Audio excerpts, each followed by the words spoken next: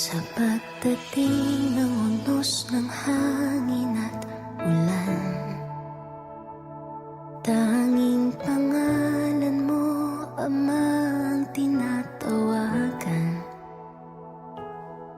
Ikaw aming tanglaw sa gitna ng karimlan. Pag-ibig mo sa tuwina ang aming sangkalang. Nahahawi ang dilim sa liwanag mong dala. Ikaw ang aming Diyos, ang tanging pag-asa. Sa iyong magagawa ay nagtitiwala, maglilingkod sa iyo habang may hininga.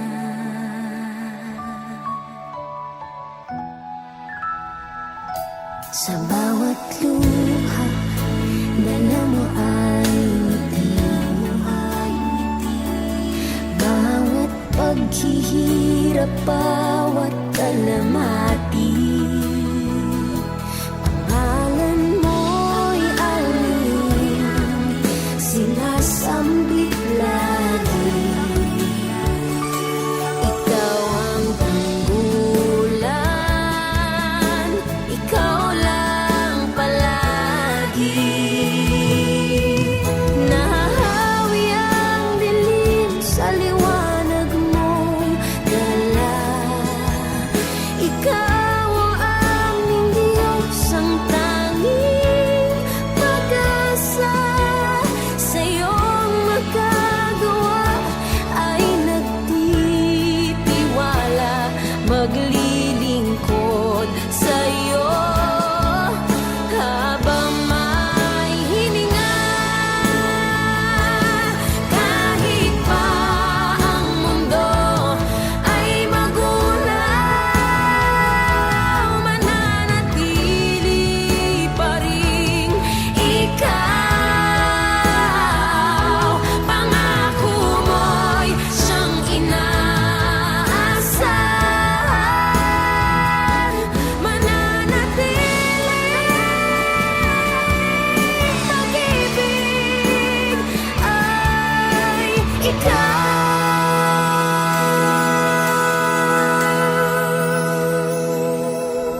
Nahahawi ang dilim sa liwanag mong dala. Ikaw ang aming Diyos, ang tanging pag-asa.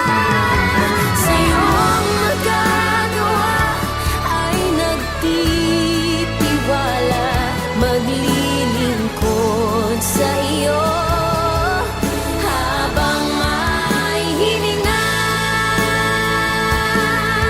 Sa hirap at ginhawa, ikaw pa rin naman. Sa lungkot at dusa, ikaw ang tiwala. Sa buhay namin ay wala nang iba, laging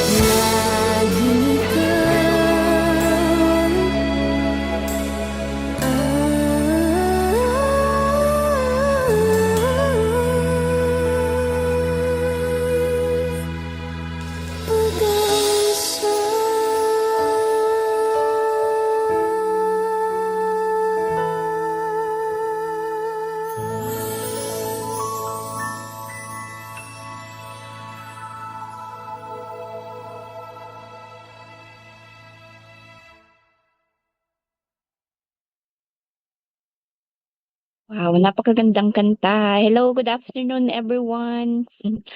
Magandang hapon po. Good afternoon, Julius and Jane. Good afternoon. Good afternoon po everyone. Good afternoon, Brother Marlon. Andiyan na pala si Brother Marlon. Okay, so good afternoon everyone. Magandang hapon po para sa ating lahat. And yes, isa na namang isang araw na naman ang ibinigay sa atin ng Diyos para makapagbahagi ng mga kaalaman at mga payo sa buhay-buhay. Okay, and of course, bago ko makalimutan, Happy Mother's Day po sa lahat ng mga nanay out there, pati sa mga ating mga tagapakinig ngayong hapon sa Facebook Live. Good afternoon, Happy Mother's Day po sa lahat ng mga nanay, sa mga gentle parents, and sa mga dragon na nanay na katulad ko. Good afternoon po sa lahat. Okay, so isa na naman pong araw ang exciting day para sa ating lahat. And balikan muna natin siguro yung nakaraang usapan natin nung linggo na tungkol sa ang episode topic nung nakaraang linggo is paano mo nasabi ang impact sa buhay at pananaw ng isang tao ayon sa kanyang mabuti at masamang gawa. So naging maganda ang ating usapan together with our of course, ang suki natin sa talk is C with AIM, si Brother Marlon.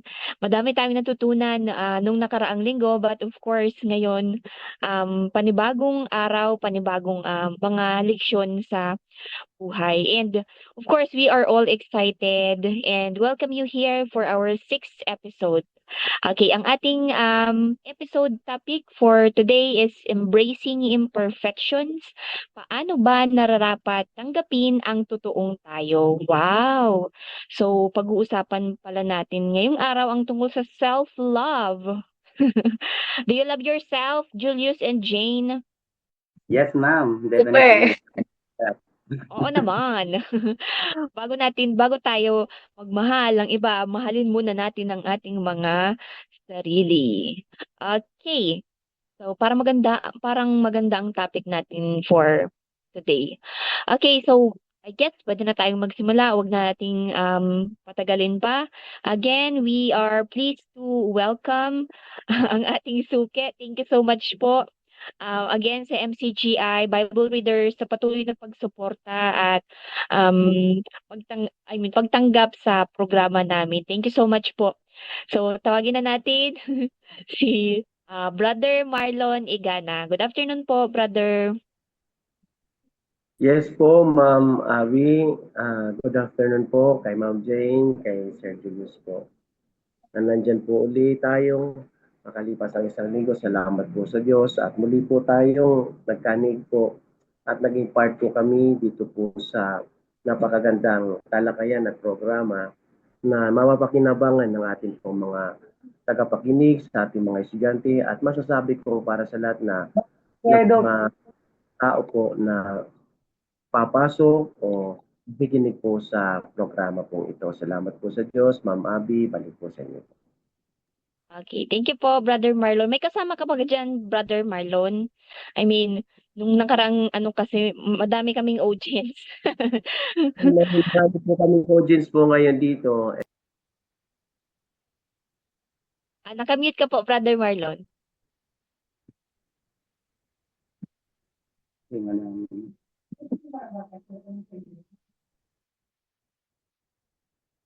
Brother Marlon, nakamute ka po.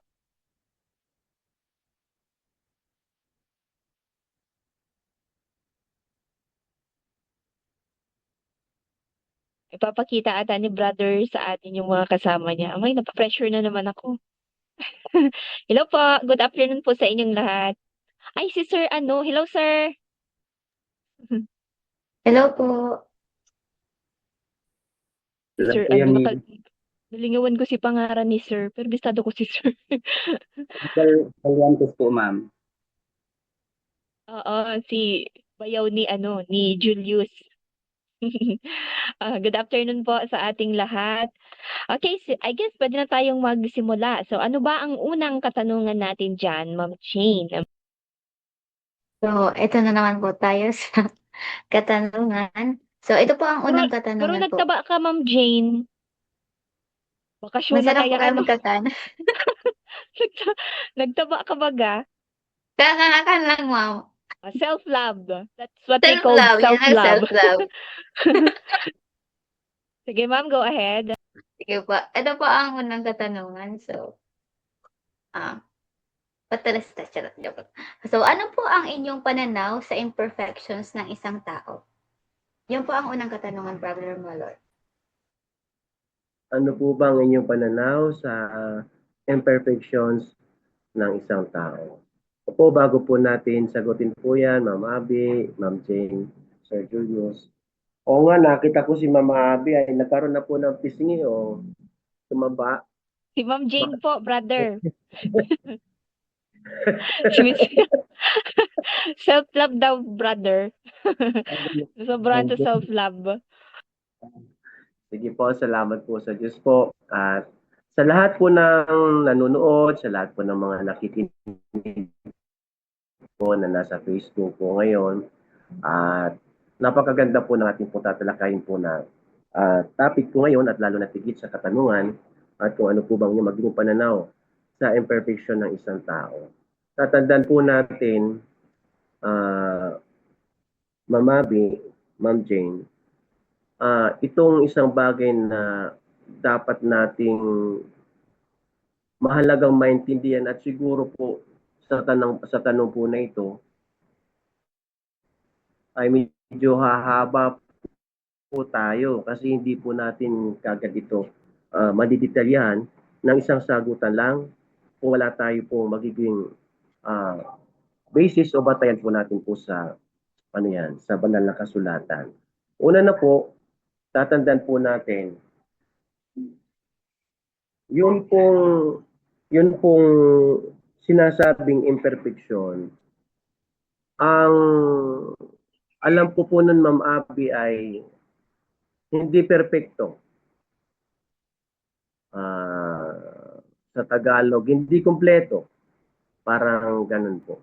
Na yun po bang pagiging hindi perfect ng tao, yung pagiging hindi kumpleto ng tao, yun ang siyang nagiging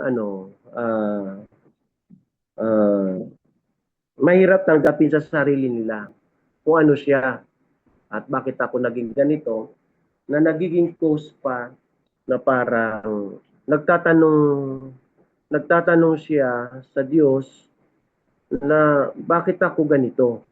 Lalo na tigit pagka ang isang tao ay ipinanganak at lumaki na mayroon pong kapansanan, hindi nawawala, lalo na tigit na nagiging tanong po yan, Ma'am Abby. Pero tatandaan po natin, dito muna tayo sa usapin muna natin, papaano po ba muna pinakikilala yung taong ginawa ng Diyos? Para po masagot po natin ito pong atin pong katanungan, siguro umpisan muna po natin kung paano pinakikilala yung taong ginawa po ng Diyos. Magbabasa po tayo ng isang talata po sa Genesis 1:26, ganito po ang ating mababasa. Siguro po si Ma'am Jane na po kasi si Ma'am Jane po ang nagtanong at looming po ngayon, kaya si Ma'am Jane po ngayon ang ating po magbabasa po. Ma'am Jane, makikisuyo po. Well, po, sige po.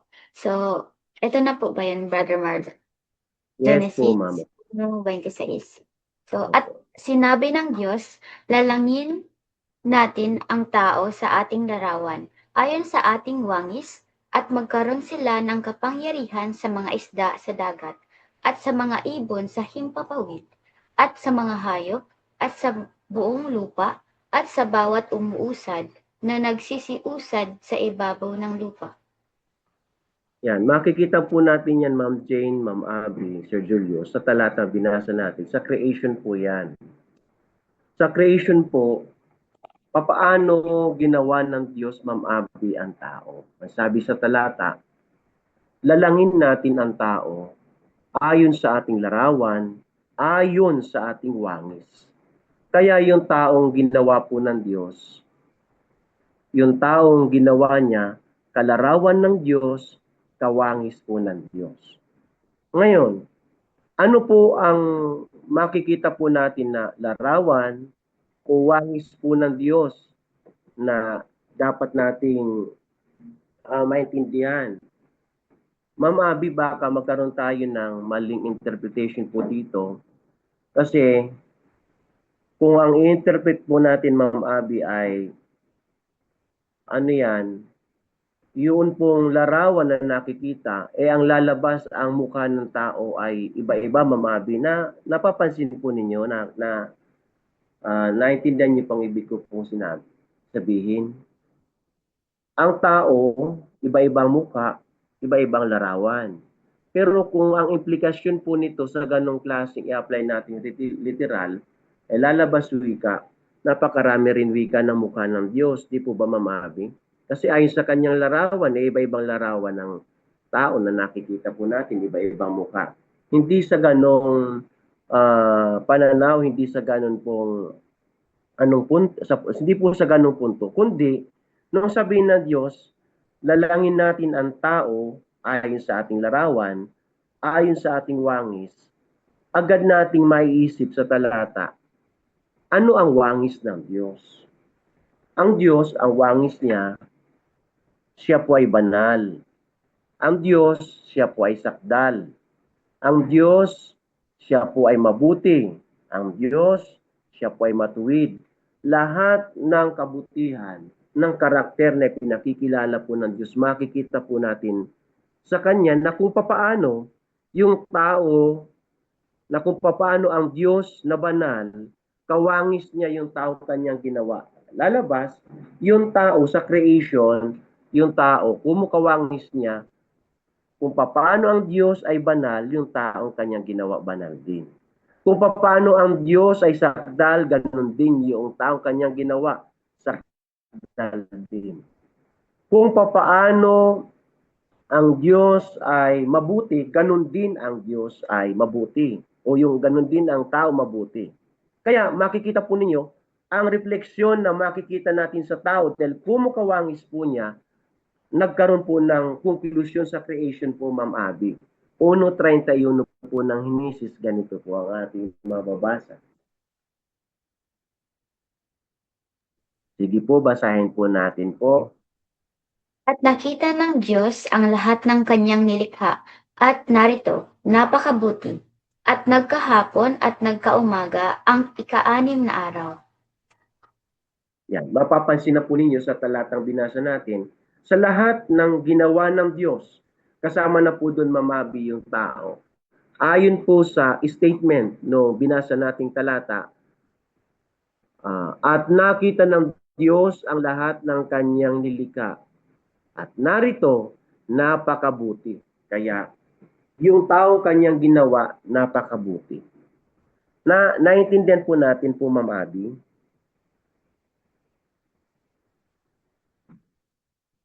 Naintindihan po natin, Ma'am Abby. Kasi napakaganda kasi ng tanong, hindi ito masasagot kung hindi tayo magpipremise sa ganitong paraan. Kaya, yung tao kanyang ginawa, napakabuti. Pero, kailan nagkaroon ng imperfection o ang tao ay hindi naging kumpleto? Nasamantalang ang tao naman ay perfect. Ang tao naman kanyang ginawa ay sakdal. Yung tao naman kanyang ginawa mabuti, matuwid.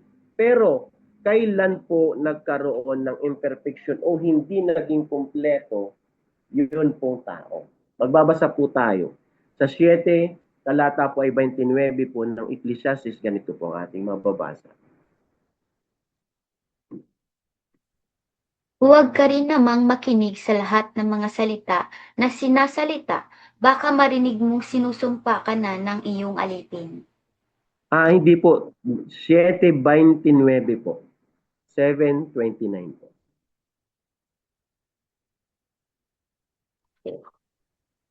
Siyete 29, narito, ito lamang ang aking nasumpungan, na ginawang matuwid ng Diyos ang tao, ngunit nagsihanap sila ng maraming katha. Yan. Sabi po sa talatang binasa po natin, Ma'am Abby, nagkaroon po ng pintas ang tao, nagkaroon po ng imperfection ang tao nung pumasok na po ang kasalanan. Kasi, sabi po sa statement po ni Solomon, narito, ito lamang ang aking nasumpungan na ginawang matwid ng Diyos ang tao. Yung kanyang tao ginawa matwid. Kaya lang, ano ang nangyari? Ngunit, nagsihanap sila ng maraming katha. Nung ang tao kumathana, nung ang tao po ay nagkasala na sa harapan ng Diyos, doon na po ngayon naging imperfect ang tao. Naintindihan po ninyo po, ma'am? Ma'am Abby, naintindihan po natin. Ngayon, ano po ang ibig ko sabihin? Magbibigay tayo pa ng isang halimbawa. Wala pong tao, Ma'am Abby, na ipinanganak, nung ipinanganak ay ano po, mayroon na po kasamang baraha yung bata. Meron po ba ng ganun, Ma'am Abby?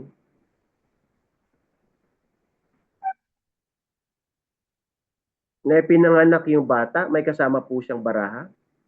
Wala O kaya po. naman, nung ipinanganak yung bata, may kasama po siyang sigarilyo? O kaya yung bata, nung may panak siya, may kasama na po siyang ano, ng gin o kaya ng lambanog o ano. Wala naman, di po ba? Kasi makikita po natin, mula pagkabata na naipanganak po tayo, wala naman pong ipinanganak po na kasama yung baraha. Pero ang realidad sa panahon natin ito, Ma'am Abby, may mga tao po ba mga nagsusugal, Ma'am Abby? Yes po, madami po. Marami po ba, Ma'am Abby, na mga tao ngayon nagiinuman? Opo. Marami po ba mga tao na naninigarilyo, may mga vices po sila? Mayroon po bang ipinanganak kasama na po ang card po ng bingo? Wala naman pero may bingo po ba ngayon? Mayroon. Ano ang ibig sabihin? Kasi nagkaroon na po ng kapintasan ang tao dahil po dun sa pagpasok ng kasalanan. Dahil wika ni Solomon, narito, ito lamang ang aking nasumpungan, ginawang matwid ng Diyos ang tao, ngunit nagsihanap ng maraming katha.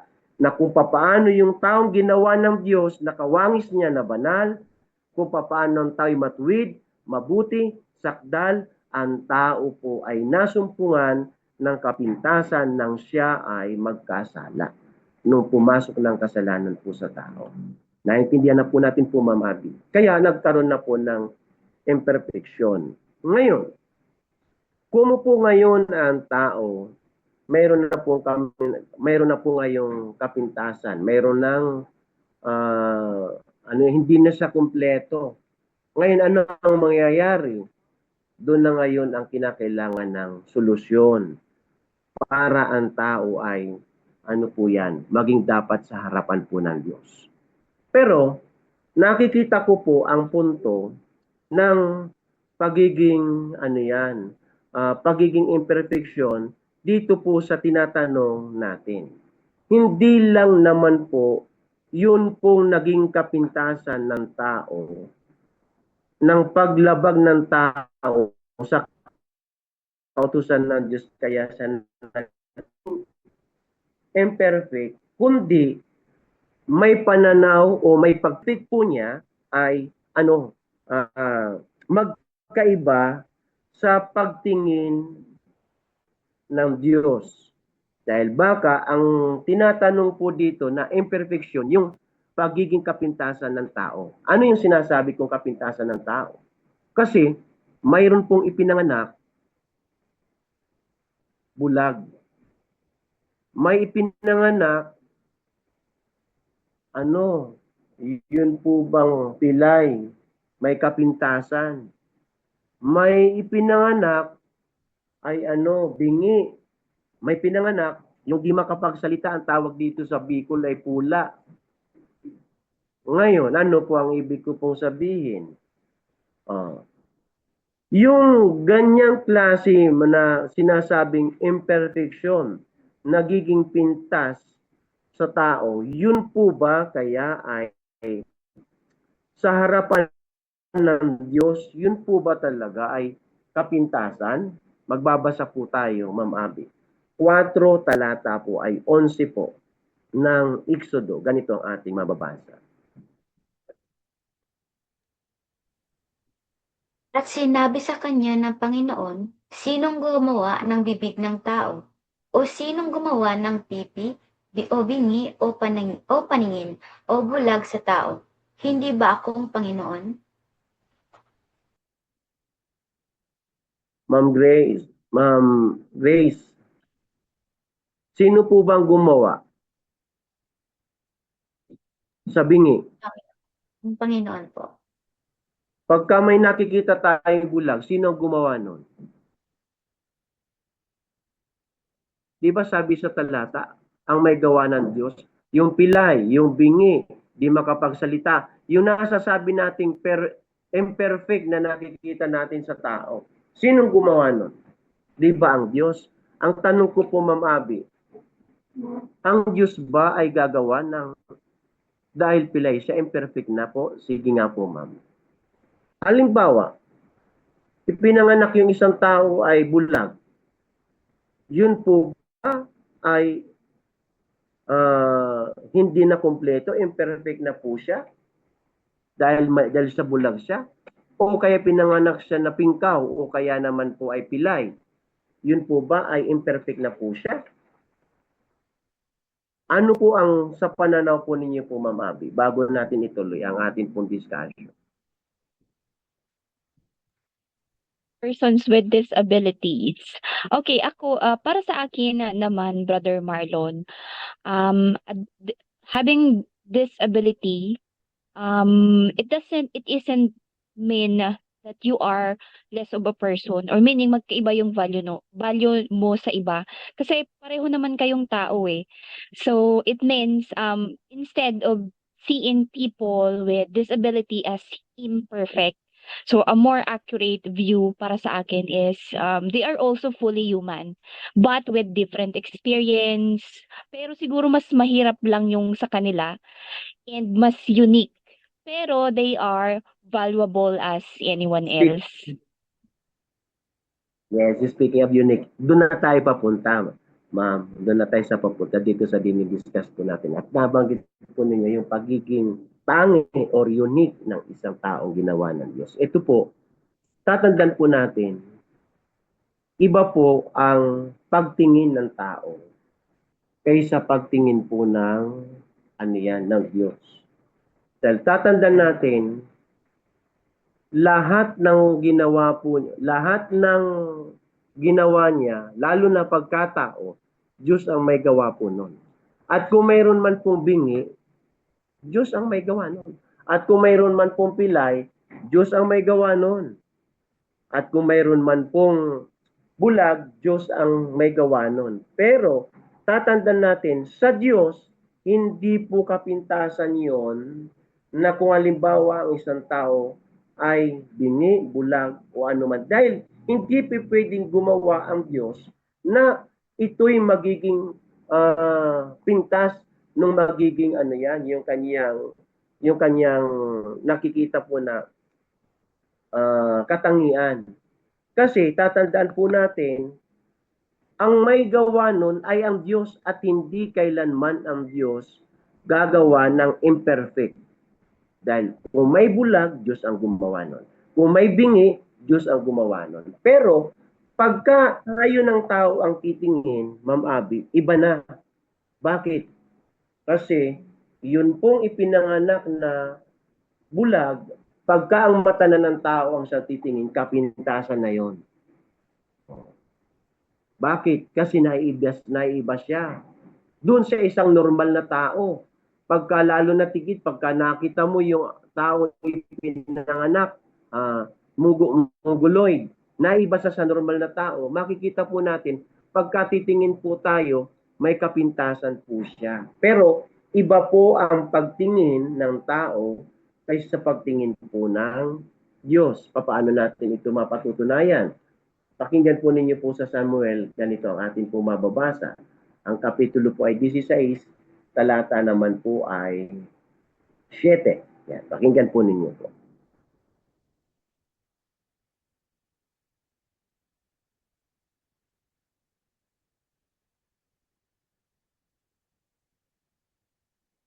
So, unang Samuel po yun. 16:7 po. Yan. Ngunit sinabi ng Panginoon kay Samuel, huwag mong tingnan ang kanyang mukha o ang taas ng kanyang kataasan, sapagkat aking itinakwil siya, sapagkat hindi tumitingin ang Panginoon na gaya ng pagtingin ng tao, sapagkat ang tayo tumitingin sa mukha, ngunit ang Panginoon ay tumitingin sa puso. Ang talatang binasa natin nagpapakita na iba ang pagtingin ng tao, iba ang pagtingin naman ng Diyos. Ang Diyos na makapangyarihan sa lahat, tumitingin siya sa puso, pero ang tao, tumitingin po siya sa mukha. Kaya makikita po natin, yung lahat ng gawa ng Diyos, anuman po yon, tatandaan natin, walang pintas po doon. Lahat yun po ay mabuti.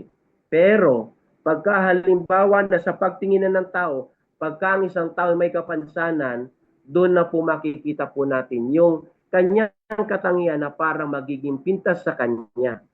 Or else, ang mangyayari, kung halimbawa, yung kapintasan na yon sa pagtingin ng tao ay nasa kanya po ngayon yon, ano ang mangyayari? Maaring baka magkaroon siya ng isipin na kikwestiyonin pa niya ang Diyos na bakit ako, Panginoon Diyos, ginawang bingi? Bakit kaya ako ginawa na pilay? Bakit wika kaya ako ginawa ng ano yan, bulag? Di po ba, Ma'am Abby? Pwede po bang maisip po ng tao yun? Pwedeng maisip ng tao yun. Na lumalabas parang sisisihin nila ang Diyos. Hindi dapat kailanman sisihin ng tao ang Diyos na makapangyarihan sa lahat. Kung may makikita ka na para bang sa paningin ng tao ay pintas po ito, pero sa Diyos, hindi po kapintasan yun. Kundi, yun pong mga ganyang klase na may mga kapansanan, alam niyo po ba, diyan tumitingkad yung kapangyarihan ng Diyos na makapangyarihan sa lahat. Nang ibig sabihin nun, Ma'am Abby, ganito po yun. Pagpapakilala po yun, na yun pong gawa ng Diyos, hindi kayang tularan ng sino mang taong kanyang nilalang. Sapagkat ang Diyos yan na walang kapantay. Dahil ang tao hindi kayang gumawa ng bingi. Ang tao hindi kayang gumawa ng pilay. At kung mayroon mang tao na gagawa at gagayain nila, artificial po yun. Tama po ba, Ma'am Abby? Pero ang Diyos, pagka gumawa at siya ang may gawa nun, unique yun. Na kung saan, yung pagiging unique na yun na gawa ng Diyos, nagpapakilala yun ng kapangyarihan ng Diyos na dapat lahat ng taong kanyang ginawa, hindi siya pwedeng sisihin ng sino man dahil ang Diyos makapangyarihan po siya sa lahat. Naintindihan niyo po, Ma'am Abby? Yes Ang po, lalim. brother. Alam na kasi ng tanong, kaya hindi ko pwede pong hindi po i-discuss po ito. Kaya sabi ko po, haba po ng kaunti. Kaya, yung imperfection po, Ma'am Abby, na sinasabi po ng tao na nakikita po natin, tatandaan po natin kung ano po ang aming magiging pananaw sa isang tao na halimbawa may kapansanan. Yun pong isang tao na bulag, yung taong makikita po natin po na yun po bang natatangi po siya, hindi siya dapat po laitin ng sino man tao. Dahil tatandaan natin, kung yung tao na yun na bulag ay lalaitin ng isang tao o kaya naman po ay mamalitin ng isang tao, ang magiging kalaban mo po doon, walang iba, ang Diyos na makapangyarihan sa lahat. Bakit ang Diyos na makapangyarihan sa lahat? Sapagkat yung bulag na yun na ang may gawa nun, ang Diyos, ibig sabihin, yung gawa ng Diyos, linalait mo. Ibig sabihin nun, pagka may nakita ka may kapansanan at pilay, pagka yun pa hinamak mo, lumalabas, yung may gawa ng pilay na yun, ang hinahamak mo. Kaya may binanggit po sa isang talata po, ng banal na kasulatan, Levitico 19:14. Basahin po natin. Levitico 19:14. Basahin po natin po. Huwag ninyong lalaitin ang bingi, ni maglalagay ng katitisuran sa harap ng bulag, kundi katatakutan ninyo ang inyong Diyos. Ako ang Panginoon. Kita po ninyo po, Ma'am Grace, sabi sa talata, huwag ninyong lalaitin ng bingi, ni maglalagay ng katitisuran. Kanino?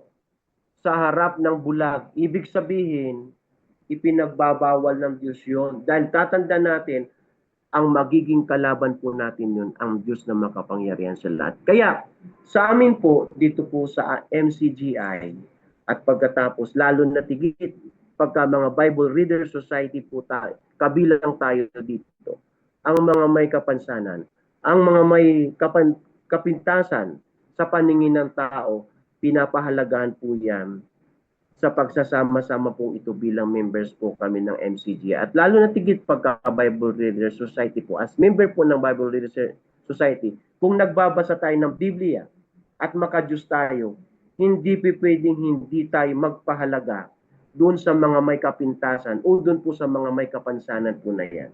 Alam niyo po bang bakit?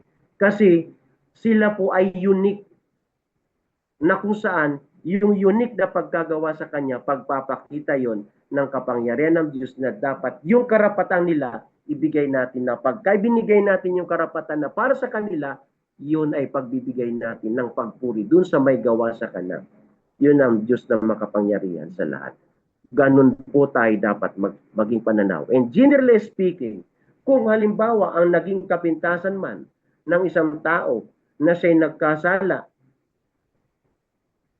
yun po ba kagad natin silang hahatulan na dahil nagkasalay sa kapintasan niya na yun? Hindi. Bakit? Ang Diyos na makapangyarihan sa lahat, may paraan para ang tao ay masagip. Ang Panginoong Jesucristo, yun ang layon kung bakit siya nagkatawang tao.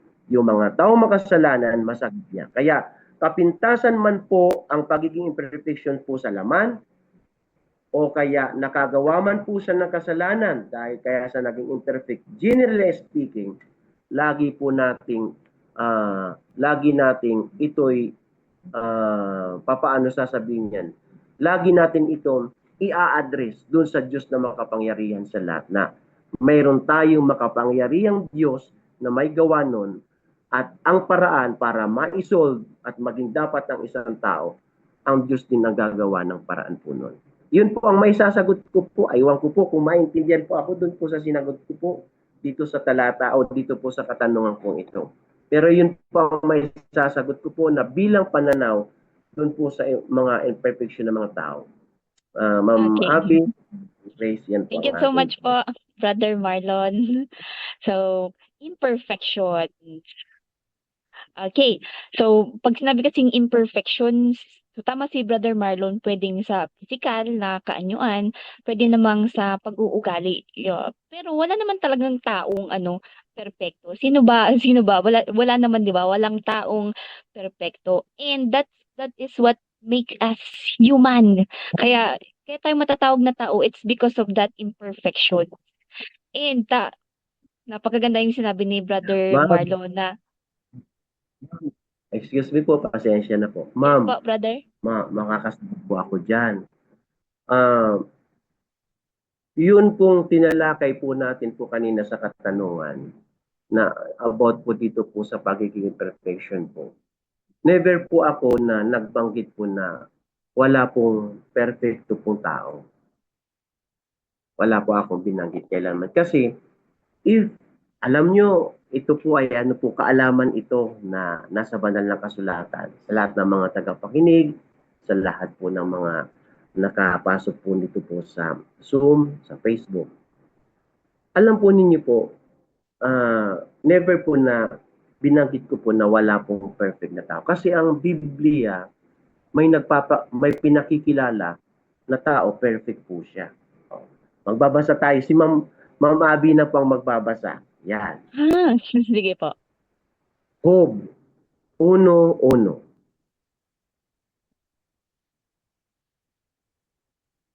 May isang lalaki sa lupain ng Uz na ang pangalan ay Job. At ang lalaking yaon ay sakdal at matuwid at natatakot sa Diyos at humihiwalay sa kasamaan. Kita po ninyo po, ma'am. Basahin po natin sa English po.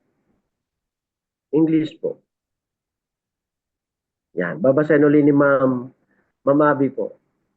There was a man in the land of Uz, whose name was Job, and that man was perfect and upright, and one that feared God and eschewed evil. O, kita niyo po, ma'am? May perfect po bang tao? Perfecto pala. Si Kita niyo Job. po, ma'am? O, anong ibig ko pong sabihin? Tatandaan po natin sa harapan po ng Diyos, pagka tayo lingkod po niya at may nagawa man tayong kapintasan, naging kasalanan ang tao kasi prone tayo. Pero pagka halimbawa ang tao nagsisina sa kanyang kasalanan, ang Diyos na makapangyarihan sa lahat, lilinisin yon sa pamamagitan ng dugo ni Kristo.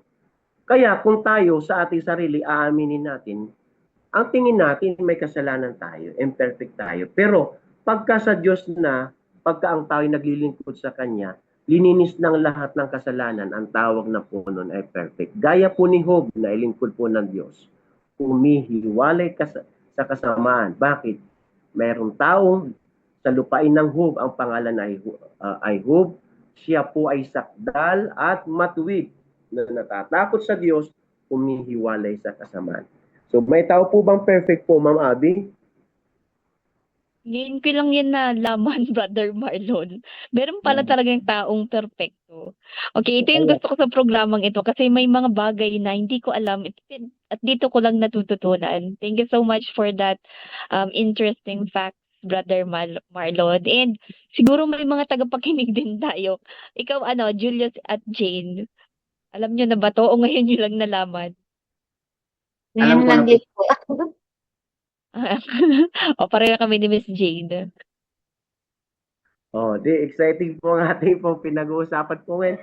Kasi napakaganda kasi nung tanong sa imperfect at saka perfect. Pero tatandaan natin, kaya po ipinakita po kagad kanina po, iba ang paningin ng tao kaysa paningin ng Diyos. Kasi kanina po, ang tao tumitingin sa anyo, pero ang Diyos tumitingin sa puso. Doon po sa binasa nating talata kanina po sa Samuel 16:7. Kaya, tatandaan po natin, ang magiging pananaw natin, uulitin ko lang po, pagka ang tinutukoy ko na Ma'am Ami, generalized speaking na po, maging kapintasan man na ikaw ay may kasalanan o kapintasan man sa paningin ng tao ng pisikal, tatandaan natin, lagi nating i-address sa Diyos na makapangyarihan sa lahat. Bakit po lagi nating i-address sa Diyos na makapangyarihan sa lahat? Kasi ang may gawa ng may kapansanan, pilay, bulag, pipi, ang Diyos. Pagka nilait mo nun, ang nilalait mo nun ang may gawa sa Kanya. Ang Diyos na makapangyarihan sa lahat. At kung halimbawa naman ang tao, pumasok ang kasalanan sa Kanya dahil dati siya'y matuwid, banal, sakdal, at mabuti. Kaya lang, nung pumasok yung kasalanan sa Kanya, ang nangyari po ay may kapintasan na siya. Pero yung pintas na yon, mawawala yun pagka ang Diyos ay nilinis niya. Yun ang layon kung bakit nagkatawang tao si Kristo.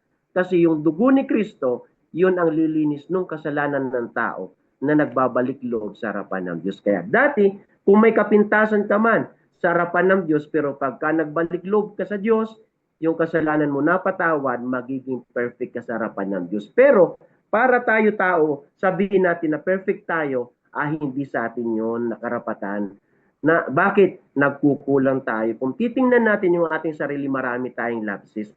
Pero marami man tayong lapses, pero kung inihingi natin ng tawad sa Diyos yon, ang mangyayari, yun pong lapses natin, erase na kagad sa Diyos yun. Perfect na yun sa harapan ng Diyos sa paningin niya. Naiintindihan po ninyo?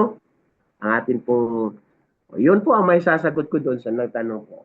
Yan, humaba po tayo doon sa tanong kasi napakaganda at very interesting po yun pong tanong po na una. Kaya Apa.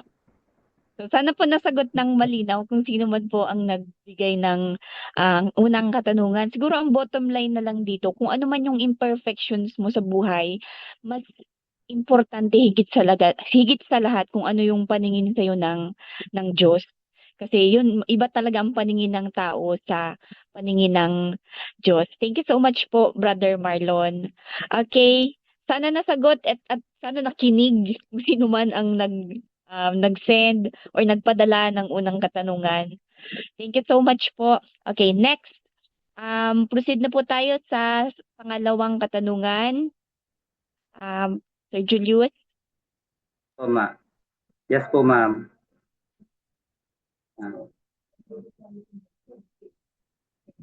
Ito po yung pangalawang katanungan, Brother Marlon. Paano niyo po ba ituturo sa mga kabataan na tanggapin ang kanilang mga imperfections? Yan po.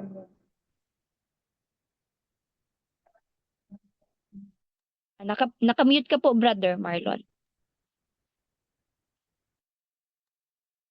Paano niyo po ba ituturo sa mga kabataan na tanggapin ang kanilang mga imperfection?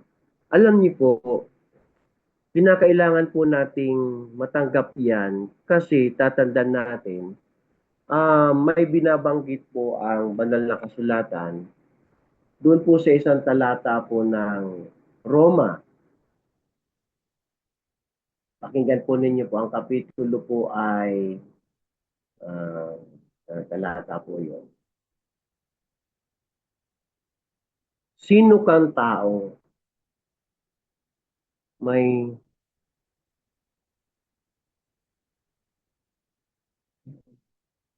sino kang tao? 9:20 po ng Roma. Yan. Sige po, pakibasa po. Ngunit, o tao, sino kang tumututol sa Diyos? Sabihin baga ang bagay na ginawa doon sa gumagawa sa Kanya? Bakit mo ako ginawang ganito? Yan. Sir Julius, napansin mo, isa-isahin po natin po yan. Sabi po ni St. Paul sa Roma, ngunit o tao, sino kang tumututol sa Diyos? Sasabihin baga ng bagay na ginawa doon sa gumawa sa Kanya, bakit mo ako ginawang ganito? Ibig sabihin, pwede po ba tayong tumutol sa harapan po ng Diyos na kung ang Diyos ay ginawa po tayo na bingi? O bakit mo ako, Panginoong Diyos, ginawang bingi? Pwede po bang sabihin natin yun, Sir Julius? Hindi po. Pwede po ba nating sabihin sa Diyos yun na, Panginoong Diyos, bakit mo ako ginawang pilay? Pwede ba nating sabihin sa Diyos yun? Hindi po, Brad Marlon. Bakit? Kasi, sino ka? Sabi sa talata, sino ka? Sabi, ngunit o tao, sino kang tumututol sa Diyos? Bakit tututulan natin ang Diyos na makapangyarihan sa lahat doon po sa gusto po niya sa atin? Kaya, kung ano tayo, sa paningin tayo may kapintasan, pilay ka man, bulag man, dapat tanggapin po natin yan. Kaya kung papaano niyo po ba itinuturo sa mga kabataan na tanggapin ang kanilang mga imperfection, kasi dapat nating tanggapin dahil yung hindi natin pagtanggap sa kapintasan natin, tumututol tayo doon sa gawa ng Diyos. Naintindihan niyo po, Sir Julius, ang ibig ko pong sabihin dito sa natatanong.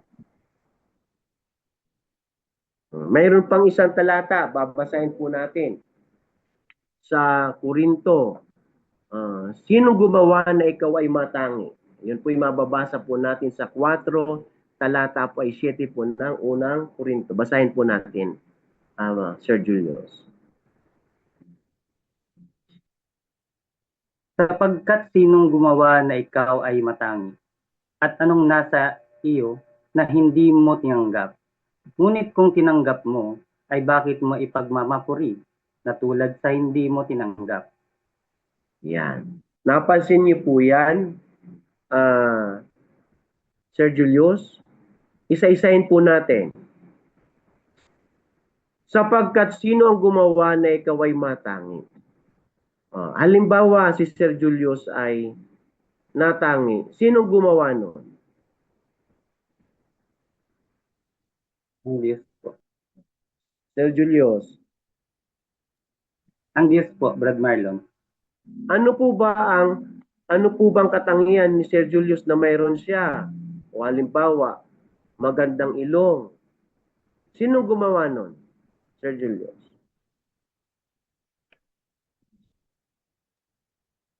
Ang Diyos Diba? po. Ang Diyos. Kung halimbawa si Sir Julius ay gwapo, o gwapo si Sir Julius, sino may gawa niyan? Ang Diyos po.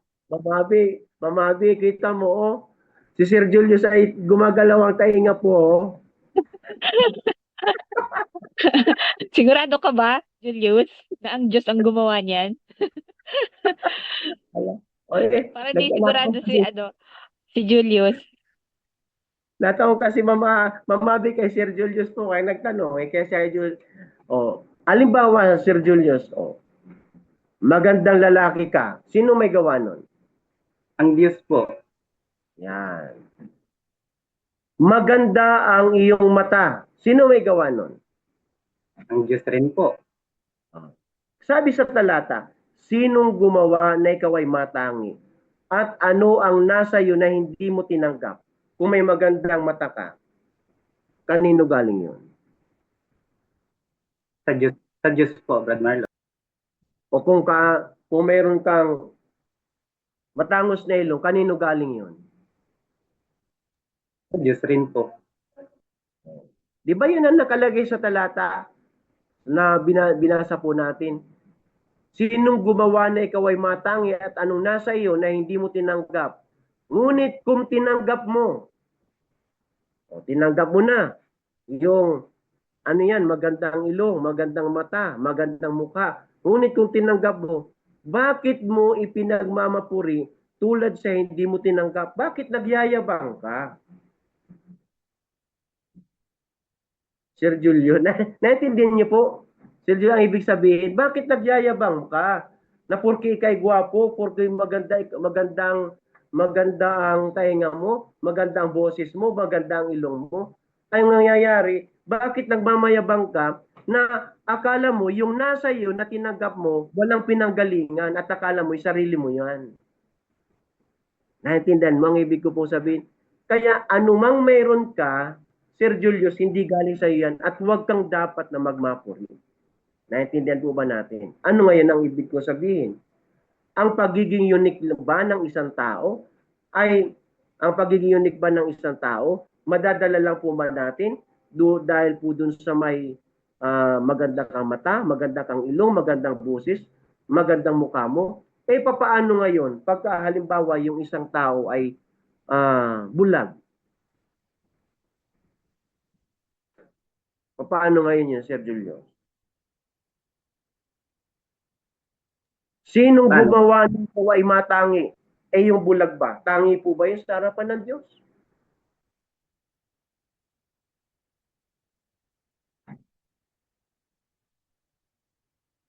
Tangi po ba yun, Brad Julius o Sir Julius, yung bulag? O kaya yung pilay? O kaya yung pingkaw? O kaya yun pong may kapintasan sa laman? Sinong gumawa nun? Di ba doon sa talata 4, talata po ay unsinang ng Exodo, di ba? Ang Diyos ang makapangyarihan sa lahat ang gumawa po noon. O ngayon, yun po bang katangian na yun doon sa isang tao? Di bang may gawa rin din ang Diyos? Minsan, ang ina-acknowledge lang natin na gawa ng Diyos yung mabuti para sa iyo. Pero yung po magiging parang pintas sa harapan po ng paningin ng tao, hindi na mabuti sa atin. Tatandaan natin, yun ay unique pa rin dahil ang Diyos ang may gawa nun. At sinabi sa kanya ng Panginoon, sinong gumawa ng bibig? O sinong gumawa ng pipi o bingi? O may paningin o bulag sa tao? Hindi baga akong Panginoon? Anong ibig sabihin? Yan, makikita po natin, hindi dyan ibinibigay ang puri. Ma'am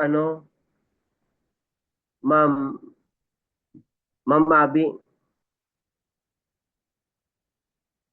may karunungan po dito na gusto ko pong talakayin po, Ma'am Mabi. Sa talata po binasa natin. Ang ibinibigay lagi natin ng puri, saan? Doon sa maganda.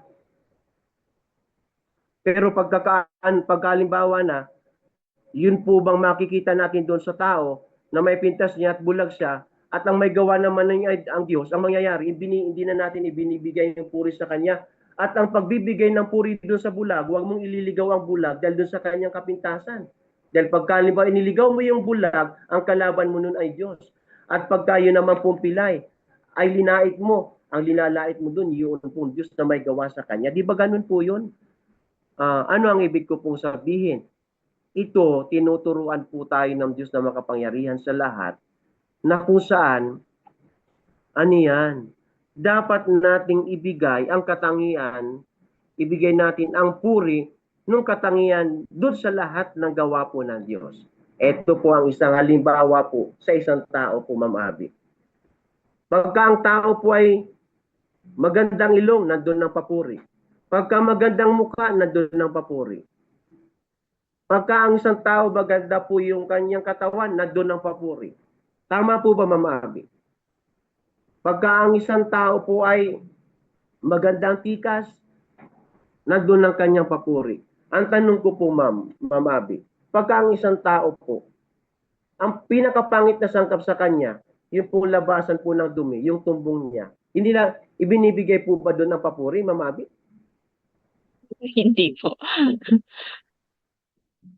Tama po ba, Ma'am Abby? Hindi ibinibigay doon ng papuri. Bakit, Ma'am, hindi binibigay ang papuri doon? Ang katunayan nga, nakakahiya, tinatakpan. Dahil nakakahiya. Tama po ba, Ma'am Abby? At hindi natin ibinibigay po doon yung lalong papuri. Bakit? Kasi ang pangit nga, nakakahiya eh. Yung tumbong ng isang tao. Pero, ang tanong ko po, Ma'am Abby, pagka halimbawa may mata ka, yung isa ay bulag. Sabihin mo na yung dalawang mata ay wala, di ka nakakita, bulag ka, pero buhay ka. Di ba? Dapat na ipagpasalamat sa Diyos. Pango ang ilong mo. Nakakahinga ka naman. O di ba dapat, maaaring sabihin natin kapintasan ng tao po yun, sa tingin ng tao. Pero, nakakahinga naman, o di dapat natin ipagpasalamat sa Diyos. Magandang Aray ko bibig mo. naman, Brother Marlon. Alam mo, Ma'am, ang tao po yung sinabi ko, wala. Ang ibig ko pong sabihin, wala si Ma'am Abby baka. Hindi ko po alam, Ma'am Abby, hindi ko nakikita po yan. Ang ibig ko lang sabihin, ang tao, Okay po, Ma'am Abby. brother. ang tao po sa kapintasan, pilay man, ano man ang kanyang kalagayan, tatandaan po natin, ibigay natin ang dapat na kapurihan doon, pero hindi ibinibigay yun pong kapurihan doon sa tao po na may kapintasan. Ang ibig ko sabihin, na parte ng ating katawan, halimbawa yung tumbong. Pero alam niyo po ba, Ma'am Abby, maganda kang lalaki, matangos ang ilong mo, matangkad ka, at pagkatapos ay, ano yan, yun po bang macho ka? Kung baga makikita sa iyo, lahat ng papuri sa lahat ng katawan mo yung makikita, pero wala ka namang anos. Patay. O, di po ba, Ma'am? O, ano po ang ibig ko pong sabihin? Lahat ng parte ng ating katawan, mahalaga po yun. Pero yung may kapintasan sa tingin ng tao, doon natin ibigay yung lalong papuri. Anong ibig sabihin? Kung mayroon mang katangian ng tao na may bulag siya, na parang kapintasan sa paningin ng tao, pero sa Diyos, hindi yun kapintasan, nagpapakilala yun ng kapurihan ng Diyos, kadakilaan ng Diyos, sapagkat sabi ng Biblia, sino kang tao na tumututol sa Diyos? Sabi doon po sa Roma. Wala tayong kapangyarihang tumutol sa gawa po ng Diyos. Kaya, kinakailangan kung ano ibinigay ng Diyos sa atin, dapat nating tanggapin at dapat nating ipagpasalamat sa Diyos na makapangyarihan sa lahat. At kung mayroon kang nakitang may kapintasan na pilay, dapat mo ipagpasalamat po yung kapatid. Dapat mo matanggap yun. At di mo ba alam na ikaw po sa harapan ng Diyos ay napakalapit mo sa Diyos? Bakit? Alam nyo, ang sino mang kumalaban sa may kapansanan, Diyos ang kanyang kaaway. Yun po, Ma'am Abby, ang masasabi ko dito sa tanong kung paano nyo may tuturo sa mga kabataan na tanggapin ang kanilang mga imperfection. Imperfection ka man, hindi ka man kumpleto, dapat mong matanggap dahil yung may gawa sa'yo sa pagiging imperfecto mo sa patingin mo, yung Diyos na makapangyarihan sa lahat. Kaya kung ano tayo, kung sino tayo, dapat natin matanggap yun. Yun po ang akin po may sasagot po, Ma'am Abby po. Salamat po sa Diyos po. Thank you po, Brother Marlon. Naalala ko tuloy kang ano pa ko, kang aki pa ko, kang siguro mga elementary days. Pero akong worried sa itsura ko na ay pangu ako. Yun nagdakula ako sa pangungutya kang ano kang mga pinsan ko, kang mga kawat ko. Ang pagiling ko sa diri ko makanuson ako dahil nga ni sa dungo ko. Pero kang yes po, brother. Kasi, yun nga, nagiging ano siya, nagiging kutya sa sako kang ibang ano, kang ibang mga tao. Pero kang nagkakaedad na din ako, yun, hanggang sa nagkaagum ako, iba, na-realize ko lang na iba-iba din pala talaga ang ano, ang hiling kang tao sa kapwa niya tao. Di ba nga sabi, your beauty is in the eye of the beholder. Pwedeng sa mga Pilipino, makanus ang pagiging brown, pero sa ibang bansa, sa Dubai nga, 'di ba, naggagastos pa sinda para mag-iritom sinda para magtan ang sa indang kulay.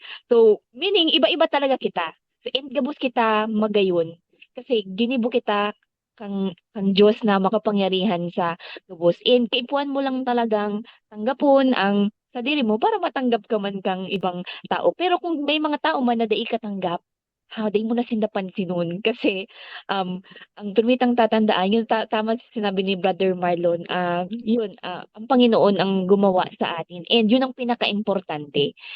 Ay, naalala ko lang Brother Marlon, napunta sa dungo ko ang question number 2. Okay. Anyway, yun. May dadaglag lang ko lang po, ma'am. Alam niyo po, ma'am, naibanggit lang po ninyo po yan.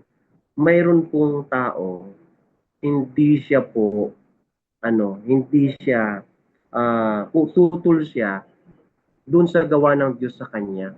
Alam niyo po ba kung bakit? Alam niyo po yan, ma'am, may mga tao, bunga na hindi matangos ang ilong niya, nagpaparitoki po siya para tumangos yung kanyang ilong. Anong ibig sabihin yan? Pinakikialaman niya yung gawa ng Diyos na kung saan ang tingin ng Diyos sa'yo, yun ang pinakamaganda, kaya lang pinakialaman mo yung gawa ng Diyos. Kaya, yung pakikialam ng bagay sa ating katawan na gawa ng Diyos, pinakialaman po ng hindi na naturalisa, pinakialaman na ng tao, pakikialam yan sa gawa ng Diyos. At mabigat ang kasalanan noon pagka pakikialaman po natin yung bagay na gawa ng Diyos. Kasi sinabi na nga niya yun doon sa Roma, sino kang tao na tutol sa Diyos. Yung Diyos ang may gawa sa inyan at yun ang pinakamaganda sa isarapan ng Diyos. O dapat nating tanggapin po yun. At kung hindi man matanggap ng tao, tatandaan natin, may Diyos na tatanggap sa atin dahil Diyos ang may gawa sa atin. Yun po, Mama Abby. Salamat po sa Diyos. Thank you po, Brother Marlon. Yun, sana nasagot ng malinaw at naintindihan po ng ating mga tagapakinig. And nais ko lamang pong batiin, by the way, ang ating mga viewers from Facebook Live. Medyo dumadami na ang ating mga tagapanood. Tuwing linggo ngayon, we have 19 to 20 plus viewers daw po from Facebook Live. Hello po sa inyong lahat. Hello po. Ayan, nag-share kasi we have 22 participants or viewers from Facebook Live. Hello po sa inyong lahat. Okay, so again, thank you so much po, Brother Marlon. Okay, so I guess we will now come to our last question. So ano po yung sunod at huling katanungan? Sir Julio, sorry, si Ma'am Jane ba? Miss Jane.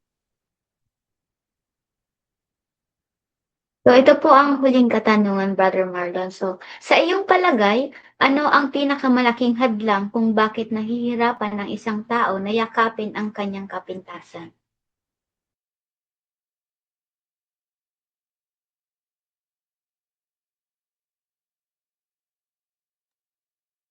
Opo, 1, 2, 3 po. Okay po ang audio ko po. Yes po, brother. Okay po. 1. Sabi po sa tanong, sa inyo palagay, ano ang pinakamalaking hadlang kung bakit nahihirapan ng isang tao na yakapin ang kanyang kapintasan?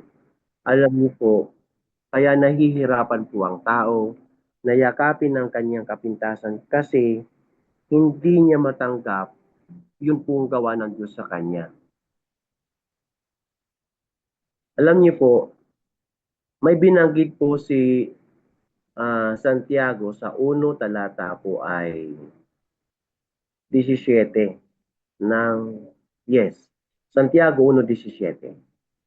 Ang sabi po doon, ang bawat mabuting kaloob at ang bawat sakdal na kaloob ay pawang buhat sa itaas, na bubababa mula sa Ama ng mga ilaw, na sa Kanya ay walang pagbabago ni kahit anino man ng pag-iiba. Diyan sa talatang binasa natin, yung Diyos makapangyarihan siya. At yung Diyos na makapangyarihan sa lahat, yung Ama, hindi po yan, Ma'am Abby, nagbabago. Siya noon, nakaraan, ngayon, at sa inaharap. Di siya magbabago. Siya pa rin ay Diyos na makapangyarihan sa lahat. Ang Diyos, mayroon kang sabing hindi maganda sa Kanya, hindi siya mababawasan. Diyos pa rin siya. Nananatili na ang Diyos ay makapangyarihang Diyos mula ng una. Pero tayong taong ginawa, Mamabi, nababago tayo. Ang katunayan na tayong taong ginawa, sa dilan lang po, Mamabi, nagpresyuhan na, ayaw pa presyo ng tao doon sa kanyang sinabing price. Ay dapat wika ang lupa na yan ay 1 million. Kaya lang ang nangyari, pagka halimbawa ay dala na po noong taong bibili ay 700,000 lang. Makatawad naman wika. Kahit anong tawad mo, Ma'am Abby, ayaw. 1 million wika yan, yung lupa. Di ba pagka nagbibili yan, Ma'am Abby? Ngayon, yung tao, dala-dala na yung 700,000. Wala po kasi wika akong pera. Gusto ko wika yung lupa ninyo nabili na yan. Kaya lang, wala ako pang 1 million. Pero dala ko na itong 700,000. Kung payag ka, o di, sa'yo na ito. Bilhin ko ng lupa. Kung ayaw mo, alis na ako. Ma'am, nagbabago po ba ang anyo ng tao? Nagbabago ba? Minsan, pagka di pa nakikitang pera, ayaw patawad. Pero pagka nakita ng halaga ng pera na nandoon, naiiba ng pasya eh. Sige na nga, kunin mo na. Ako talaga naman, ayaw ko talagang tawaran niya. Gusto ko talaga yung 1 million yan eh. Kaya lang nakita na yung pera na cash na 700. Nagbabago ba eh? Nagbabago ng pasya eh. Tama po ba, ma'am? Nababago po ba ang tao? Nababago. Yes po. Minsan, noon, oo. Pagkatapos naman, sa bandang huli, hindi na. Yan. Yun ang pagkakaiba ng tao kaysa Diyos. Ang Ama, di siya nababago. Sabi sa talatang ating binasa. Pero tayong tao, nababago. Kaya, sabi, sa iyong palagay, ano ang pinakamalaking hadlang kung bakit nahihirapan ang isang tao na yakapin ang kanyang kapintasan?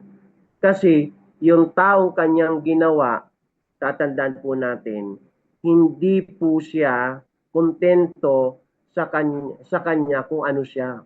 Ang taong kanyang ginawa, minsan hindi siya kontento kung ano siya.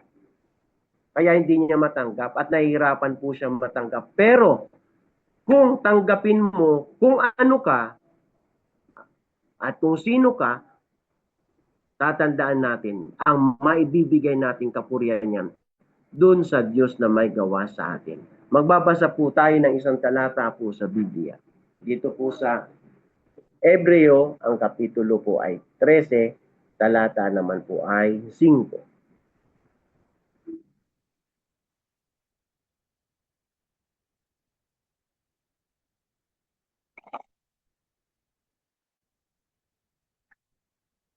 Narinig po ako, Mamabi?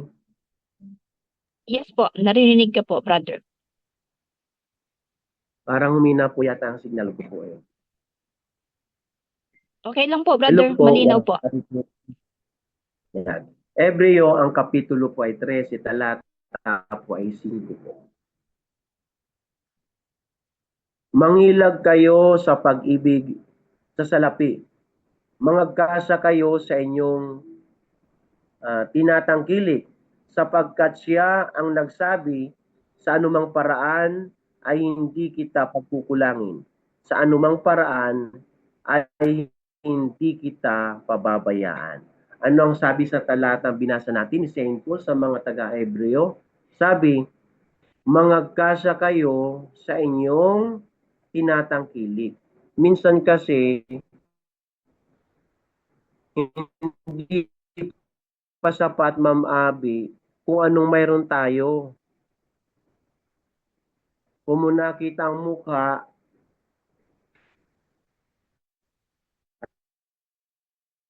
ay Hello po, brother. hindi maganda, nagparitoke.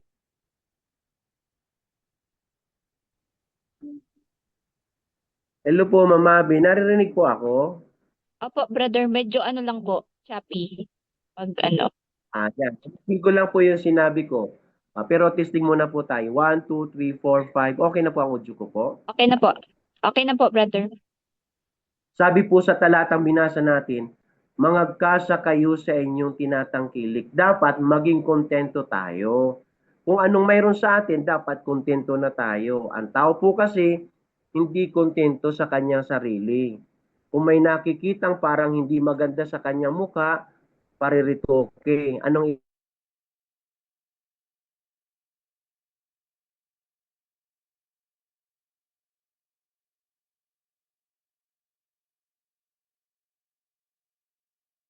Hello, brother. Medyo nawala na si brother.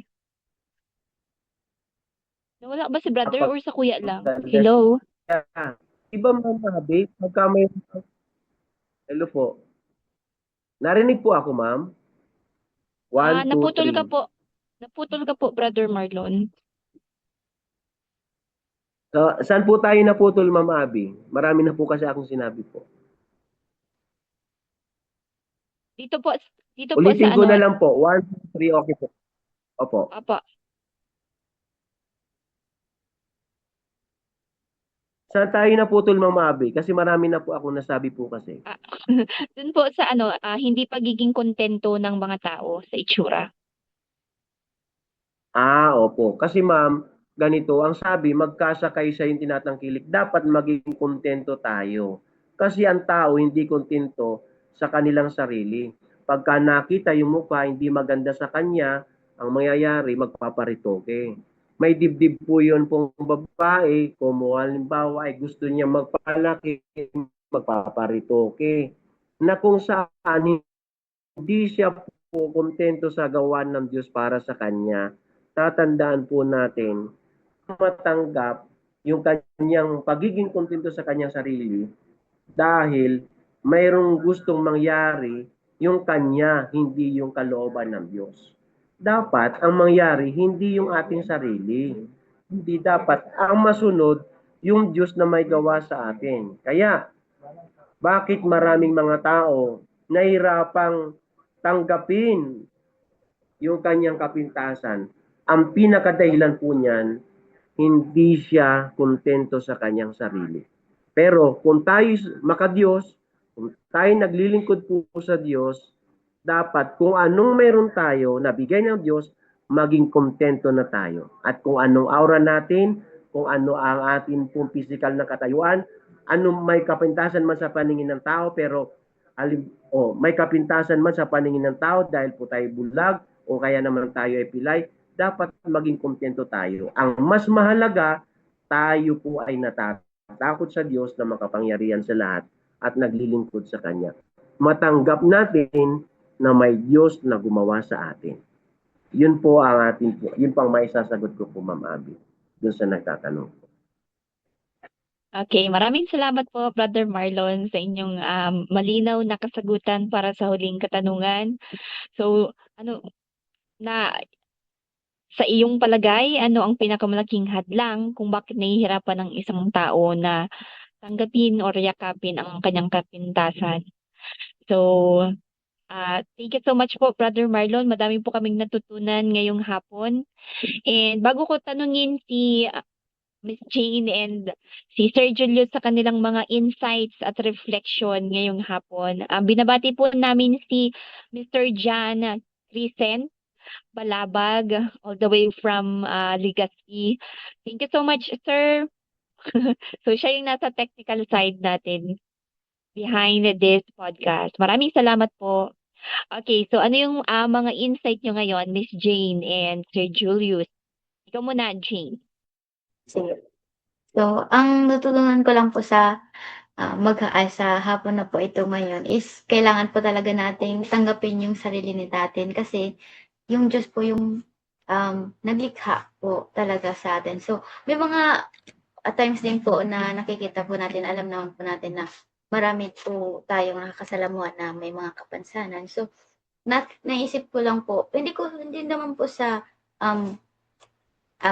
pinipintasan po or binubuli ganyan. So, parang naisip ko lang, paano po kapag like, nangyari din po sa akin yun na like, pilay or bulag. So, mababawasan po yung kakayahan po na gawin yung mga bagay-bagay na nagagawa po ng ibang normal na tao na wala pong ibang kapansanan. So, yun lang po. So, parang mahirap din po siguro kapag merong mga ganon. Pero, syempre alam po natin na gawa po yun ng Diyos. And then, kailangan po talaga nating tanggapin yun kahit mahirap.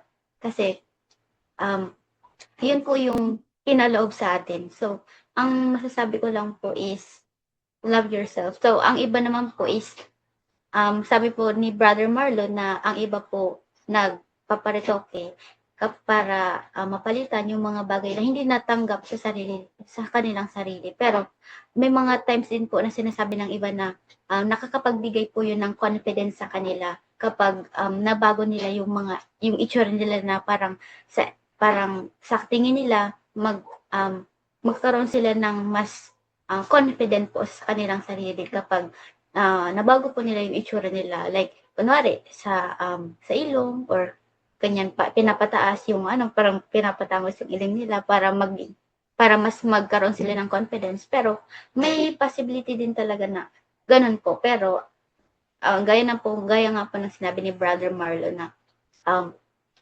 kailangan po talaga natin natanggapin yung sarili natin despite of those kapintasan po na sinasabi na like bulag or pingi or sa itsura man naman po kung hindi po kaaya-aya yung pag sa paningin ng iba. Pero sa akin lang, huwag mo isipin yung sinasabi ng iba, ang isipin mo kung ano po talaga yung kung ano po talaga yun, kung ano ka po talaga. So yan po. Para naman po sa iba, advice ko lang, don't judge the book by its cover. Kasi may mga times na kasi na hindi man siya perfect sa paningin ng iba, pero mabuti naman yung kalooban niya. So, yun po. Okay, maraming salamat, Miss Jean. Medyo nadidistract ako sa sa pisngi ni Miss Jean. Siguro pagpabutog si Miss Jane. Okay, how about you? Pero cute. Cute pa din si Miss Jean. Sana Baka ma'am, ito magre-reunion na po yung imperfections ko. Charot. Yes, brace your imperfection. Pinaghirapan mo yan, Jane. Tanggapin mo yan. Yes, ikaw naman, Julius. So, yun nga po ma'am, marami din po ako natutuhan ngayon sa hapon na ito. So, wala naman po talagang ginawa ang Diyos na imperfect. So, lahat po tayo ginawa ng Diyos ayon sa kanyang wangis. Kung sabi nga dun sa Genesis 1:6, sinabi ng Diyos na lalangin natin ang tao sa ating larawan ayon sa ating wangis. Pero hindi ibig sabihin na yung parang kawangis po talaga natin ang Diyos. Kumbaga, yung kung paano ang Diyos ay banal, dapat ganun din po ang kanyang nilikha. Kung paano ang Diyos ay mabuti, ganun din po dapat ang kanyang nilikha. So, doon din po sa Genesis 1:31 na sinabi nga po na nakita ng Diyos ang lahat ng kanyang nilikha ay mabuti. So, napakabuti po talaga ng nilikha ng Diyos. Walang imperfection. Yung imperfection po kasi na yan is sa paningin lang po kasi yan ng tao. pero sa paningin ng Diyos, yung mga nilikha niya po ay mabuti. So, sinabi nga po doon ni Brad Marlon na kailan ba nagiging imperfection yung tao kung naman mabuti naman tayong ginawa ng Diyos. So, sinabi nga po niya doon sa talata na Ecclesiastes 7:26 na narito lamang ang aking nasumpungan na sa ginawang matuwid ng Diyos ng tao, ngunit nagsihanap sila ng mga kata. Dahil po sa mga kata na yon, yun po, tinitingnan nila yung sarili nila na parang kulang ako, ba't ganito ako? Ganun po. Pero sa paningin po ng Diyos, mabuti tayo at perfect po tayo sa Kanya. Sinabi nga po ni Brad Marlon na may naging perfect na tao eh. Yun po nga si Job eh. Kasi sinabi po dun si Job ay matuwid at natatakot po siya sa Diyos. So yun po, dapat po talaga na tanggapin po natin yung kung ano man na may kulang sa atin kasi ginawa po yan ng Diyos eh. Kung hindi po natin yung tatanggapin, magkakasala po tayo niyan kasi unang-una tinututulan po natin yung gawa ng Diyos. So dapat po kung ano man po yung binigay sa atin ng Diyos, dapat po tanggapin natin, huwag natin pakialaman. At dapat maging po tayo consistent na tinatanggap po natin yung gawa ng Diyos. Yun lang po, Mabi. Okay, thank you so much Brother Marlon sa napakagandang mga reflections natin sa ngayong hapon na ito. Ako naman, medyo nagtitake note ako habang kayo ay nagsasalita. Para sa akin naman, no one is less because of their flaws, differences, or disabilities. So what we call imperfections, it's something that connects us to other people and to God. And every person, no matter their condition, we all deserve respect, dignity, and inclusion. So yun yung natutunan ko ngayong araw. Maraming salamat po, Brother Marlon, at sa ating mga tagapakinig. Sa muli po, kami po ay nagpapasalamat from Talk It, See with Aim, program from CBSUA. Maraming salamat po sa MCGI Bible Readers, sa ating sa technical family ng Talk Is See. Maraming salamat po. And of course, sa ating mga tagapakinig sa Facebook Live. Sana po hindi po kayo magsawang magpadala ng inyong mga katanungan. Yun lang po. Thank you po. Thank you po, Brother Marlon. Wait lang. Bago tayo magtapos, hingan natin ng isang mensahe si Brother Marlon para sa ating mga tagapakinig. Opo, salamat po Ma'am Abby, Sir Julius, Ma'am Grace, salamat po at napakaganda ng ating naging talakayan po ngayon at sana ito pinakapagbigay ng inspiration sa lahat ng ating po mga viewers, sa lahat ng ating mga tagapakinig. Tatandaan po natin kung gaano kahalaga tayong tao na ginawa po ng Diyos. Ang taong ginawa ng Diyos, meron tayong obligasyon sa harapan po niya. At ang obligasyon po na ito na dapat nating matandaan, yung laging sinasabi ko po sa inyo pagka nagtatapos, ito ang wakas ng bagay na tayo narinig, ikaw ay matakot sa Diyos, sundin mo ang kanyang mga utos sapagkat ito ang buong katugunan ng tao. Ano man ang kalagayan natin sa buhay, ano man ang ating pong sitwasyon sa buhay natin po ngayon, napakahalaga na meron tayong kasamang Diyos na mag-guide po sa atin. Tatandaan po natin, ang tao na ginawa niya, ang responsibilidad po natin sa harapan ng Diyos, ang tayo maglingkod sa Kanya. Kaya, kung halimbawa, may kapintasan man tayo sa paningin ng tao, kung tayo man po ay bulag sa paningin po ng tao, kung tayo man po ay pilay sa paningin ng tao, kung may kapintasan man tayo na tayo nagkasala sa tao o sa atin man po sarili o tayo lang nakakalam sa nagawa natin kasalanan, tatandaan po natin, may responsibilidad po tayo. Ang atin na dapat nating magawa, maglingkod tayo sa Diyos, tatandaan natin ang Diyos na makapangyarihan sa lahat. Hindi siya nagtatangi ng mga tao. Bukas ang langit para sa lahat ng taong gustong maglingkod sa Kanya. At nawa, loobin nawa ng Diyos, kasama po tayong lahat doon sa pinapangako niyang buhay na walang hanggan at maging dapat tayo sa harapan po niya. Salamat po sa Diyos. Samahan tayo mga pag-usap.